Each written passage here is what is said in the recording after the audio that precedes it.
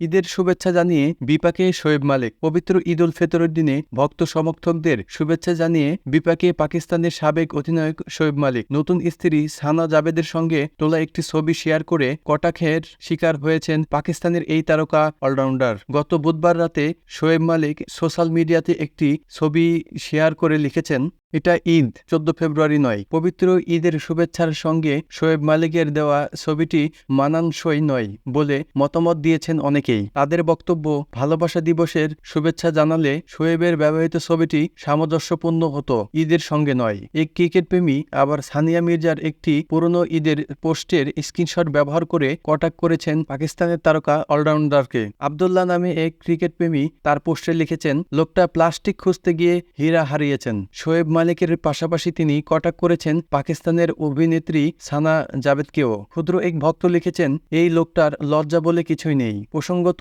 2010 সালের ভারতীয় ব্যবসায়ী এবং বাল্যবন্ধু সোহরাব মির্জাকে ধোঁকা দিয়ে পাকিস্তানের সাবেক অধিনায়ক শোয়েব মালিককে বিয়ে করেছেন টেনিস তারকা সানিয়া মির্জা। গত জানুয়ারিতে হঠাৎ করেই সবকিছু বদলে যায়। ভেঙে চুরমার হয়ে যায় সানিয়া শোয়েব মালিকের দীর্ঘ 13 বছরের সংসার জীবন। তাদের 5 বছর বয়সী ইজহান নামে একটি পুত্র সন্তান রয়েছে। ভারতীয় টেনিস সুন্দরীকে ছেড়ে দিয়ে পাকিস্তানের অভিনেত্রী সানা জাবেদকে বিয়ে করেছেন শোয়েব মালিক।